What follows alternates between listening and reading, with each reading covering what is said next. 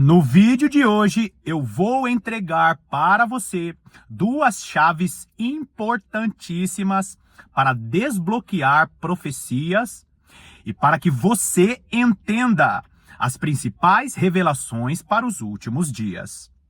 Eu sei que existem muitos irmãos que não assistem os vídeos aqui do canal há muito tempo e estão voltando a assistir os vídeos. E eu também sei que existem novos inscritos no canal que me fazem algumas perguntas nos comentários. E é por isso que eu quero refazer ou fazer um breve resumo sobre duas revelações fundamentais. Amados irmãos, eu falo isso com toda a humildade, com toda a gratidão no meu coração. O tema do vídeo de hoje é um tema em que a maior parte dos teólogos, a maior parte dos pastores não conhecem ou ignoram porque estão presos às suas denominações históricas ou estão ignorando porque Deus tem dado essas revelações para pessoas pequenas, para canais pequenos ou para pequenos servos do Senhor que estão meditando de maneira profunda na palavra de Deus. Eu quero que você saia dessa teologia tradicional. Eu não estou aqui pregando uma rebeldia, mas eu quero que você se desconecte com essa teologia tradicional que fica ignorando a importância de meditar a respeito do final dos tempos. Então, queridos, fique até o final do vídeo, não é uma frase sensacionalista, fique até o final do vídeo, porque eu vou fazer um breve resumo de duas chaves importantíssimas para que possamos desbloquear profecias e compreender as revelações que Jesus Cristo tem para a sua igreja no final dos tempos.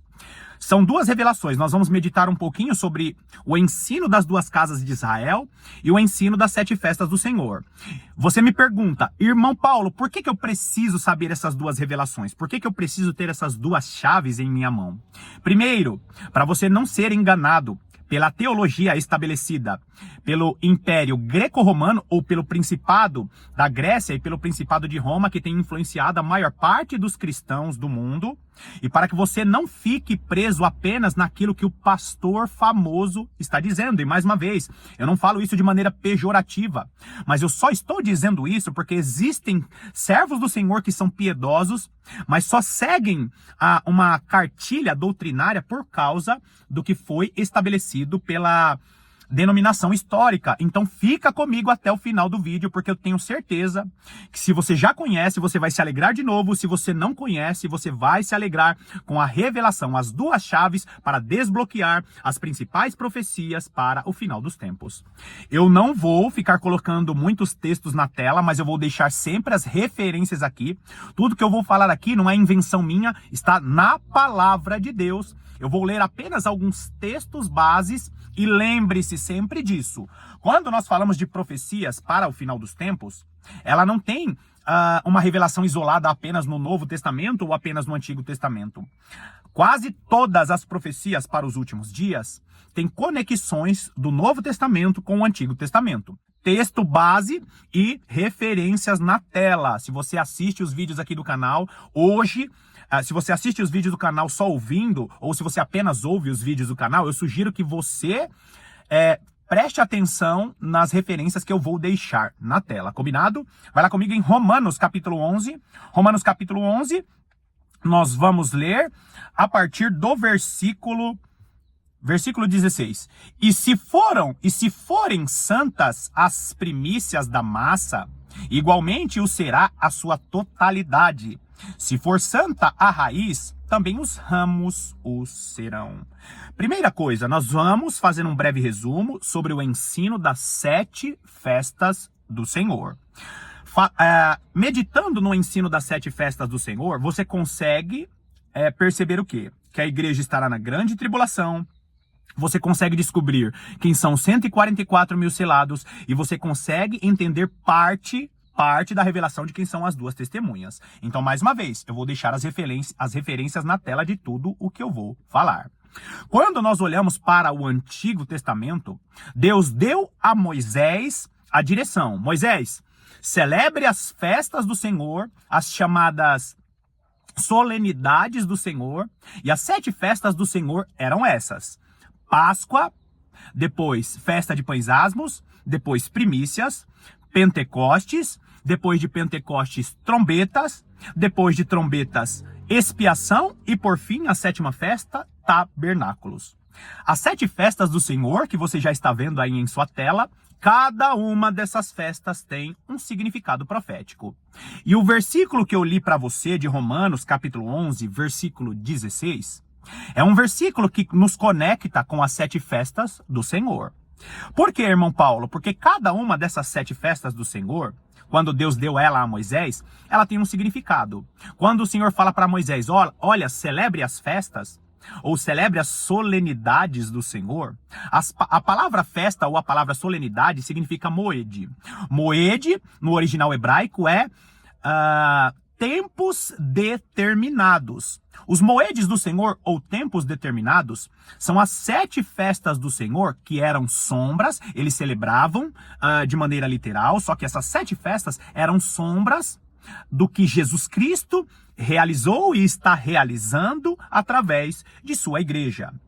O Israel da época de Moisés, eles celebraram essas festas de maneira literal, só que essas festas eram sombras e aponta para a realidade que Jesus Cristo está cumprindo. O livro de Colossenses vai falar um pouco disso, e o livro de Hebreus, no capítulo 10, também vai falar disso. Que todos aqueles sacrifícios, que todos aqueles rituais eram sombras de uma realidade que chegaria, uma realidade que Jesus cumpriria. Agora, queridos, presta bastante atenção nisso. Moed, ou festas, significa tempos determinados. Deus usou as festas do Antigo Testamento para falar de tempos determinados que Jesus Cristo cumpriria. Por exemplo, Jesus Cristo já cumpriu 4 dessas festas. E as primeiras 4 festas, por exemplo, Jesus Cristo já cumpriu a Páscoa. Por quê? Porque ele é o Cordeiro Pascal. Então ele morre na cruz do Calvário, cumprindo o tempo determinado da Páscoa.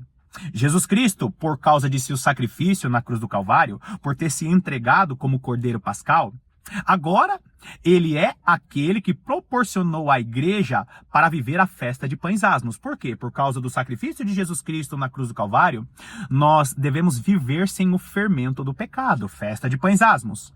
Depois, a festa das primícias, que é a terceira festa, o cumprimento dela aconteceu quando Jesus Cristo morre e ressuscita ao 3º dia.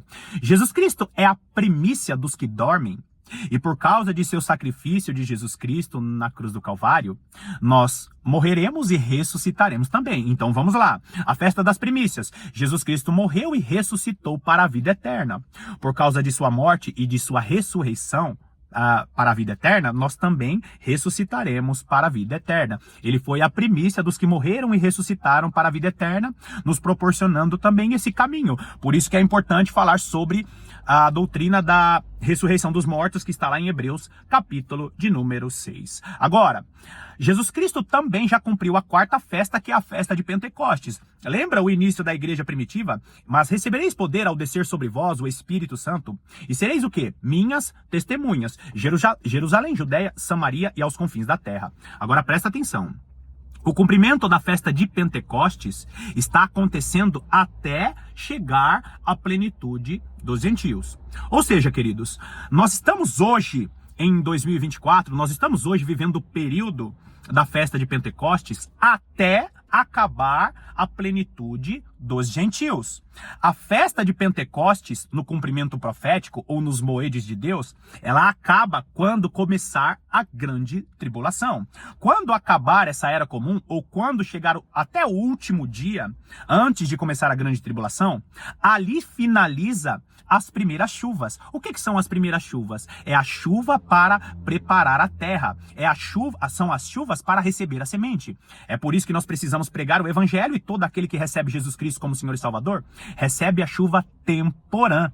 A chuva temporã é no período da festa de Pentecostes. Quando acabar esse tempo da plenitude dos gentios, vai começar a grande tribulação. Como você está vendo aí na sua tela, a grande tribulação representa o quê? A 5ª festa, a festa das trombetas. Amados irmãos, se você entender o que está escrito em Levítico capítulo 25, conectando com a festa das trombetas, o que você vai encontrar ali? Você vai encontrar a trombeta sendo tocada na festa das trombetas. E por que eu estou dizendo isso? Porque os pré-tribulacionistas que não conhecem o ensino das 7 festas do Senhor, não compreendem essa revelação maravilhosa. Deus usa o Antigo Testamento para trazer as revelações que ele deixou no Novo Testamento. O que eu estou querendo dizer? Que a festa das trombetas, o moed chamado festa das trombetas, representa a grande tribulação. Quando começa a grande tribulação, a igreja começa o quê? A tocar trombeta. E por que a festa das trombetas, ela representa a grande tribulação e a igreja estará na grande tribulação? Porque a igreja de Cristo, os selados do Senhor, participam de todas as festas. É por isso que a igreja tem que estar na grande tribulação, para participar de todos os moedes de Deus. Nós participamos da Páscoa, nós participamos da festa de pães asmos, nós participamos da festa das primícias, nós estamos hoje participando da festa de Pentecostes. Só que quando chegar a festa das trombetas, nós vamos subir no céu e ficar 7 anos no céu. Você entende a desconexão com as revelações do Antigo Testamento? Agora, a igreja estará tocando trombetas, e aí, queridos, você vai lá para o livro de Êxodo, você vai lá para o livro de Números, e nós encontramos o quê? Na festa de Pentecostes, na celebração da festa de Pentecostes, tinha os 2 pães untados. Entenda isso. Eu vou deixar o estudo completo das festas das trombetas aqui nos links na descrição do vídeo. Quando tem a festa de Pentecostes, é lindo você entender essa revelação. Quando eles celebravam a festa de Pentecostes, eles faziam o quê? 2 pães. E eles untavam esses 2 pães com azeite. Agora, nós estamos vivendo a festa de Pentecostes e nós estamos sendo o quê? Untados, ungidos com azeite para a preparação da festa das trombetas. Por isso que eu deixei aqui o nome de todas essas festas. Para quê, queridos? Para que entendamos. Segundo o ensino, ou segundo o estudo das 7 festas do Senhor, a igreja estará na grande tribulação participando da festa das trombetas. Aí tem a revelação das 2 trombetas de prata, que representa as 2 testemunhas do Senhor. Você sabe quem são as 2 testemunhas do Senhor? Eu tenho falado aqui, são judeus e gentios. Agora presta atenção nisso. Como que eu sei disso, irmãos? O apóstolo Paulo vai escrever em Efésios capítulo 3, o texto começa dizendo aqui: por esta causa eu estou preso, por esta causa eu entreguei a minha vida e estou preso. Por que o apóstolo Paulo ele estava preso em Éfeso? Aliás, vou corrigir a minha fala. Por que o apóstolo Paulo estava preso ao escrever a carta aos Efésios? Porque ele estava defendendo o ensino das 2 casas de Israel. É por isso que nós precisamos entender a festa das trombetas representa a grande tribulação. E aí, por que a igreja toca a trombeta na festa das trombetas ou na grande tribulação? Anunciando a festa da expiação. Irmão Paulo, qual que é a festa da expiação? É a volta de Jesus e o estabelecimento da ira de Deus contra o anticristo e as nações. Na festa da expiação, e nós vamos ver o profeta Daniel falando sobre isso, que o Senhor estará expiando todo o pecado do seu povo. Todo aquele que tem aliança com Jesus Cristo será redimido do seu corpo. 1 Coríntios capítulo 15 também fala a respeito disso, que nós seremos redimidos, que esse corpo mortal, esse corpo cheio de pecado, será o quê? Revestido da imortalidade. A igreja toca a trombeta na grande tribulação, celebra a festa das trombetas na grande tribulação, para quê? Anunciando a festa da expiação, a volta de Jesus Cristo. O ano aceitável do Senhor. E mais uma vez eu cito aqui Levítico capítulo 25. Leia Levítico capítulo 25 e entenda o que está escrito em Levítico capítulo 25. Primeiro, fala a respeito do ano do jubileu, fala a respeito do ano 50º, que representa também a festa das trombetas, no momento em que a trombeta vibrante é tocada, aí Jesus Cristo volta e cumpre a festa da expiação. A festa da expiação que representa o quê? A volta de Jesus e a remissão dos pecados. E em seguida, a festa de tabernáculos, que são as bodas do Cordeiro depois do cumprimento da festa da expiação. Amados irmãos, a igreja de Jesus Cristo, ela participa de todas essas festas. E você, cristão, para desbloquear as profecias, você precisa conhecer detalhes de cada uma dessas festas para você não ser enganado, primeiro, pela teologia, que diz o seguinte: olha, não vamos meditar a respeito do final dos tempos, não vamos brigar por isso. Por quê? Porque cada um pode ter a sua escatologia. O importante é estar preparado para a volta de Jesus. Quando, na realidade, quando você lê Hebreus capítulo de número 6, na verdade, Hebreus 5 e Hebreus 6, o que nós encontramos ali? Que entre as doutrinas fundamentais está o quê? A doutrina a respeito da volta de Jesus, a ressurreição dos mortos e o juízo eterno. Todo cristão iniciante precisa saber disso. Então, não minimize a importância de meditar a respeito da volta de Jesus, a respeito do arrebatamento. Por quê? Porque Deus está preparando uma igreja para esse tempo. E você, cristão, que não der a importância necessária, quando chegar o período da grande perseguição que não está longe, você vai dormir com a maior parte dos cristãos. Entreguei para você aqui a primeira chave, chamada o ensino das 7 festas do Senhor, e cada uma dessas festas a igreja estará presente na presença de Deus, participando de cada uma dessas festas.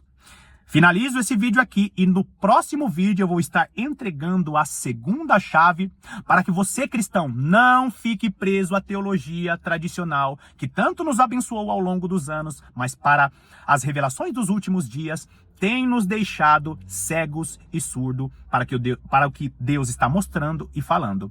Te aguardo para o próximo vídeo, que é a segunda chave. Deus te abençoe poderosamente. Até lá!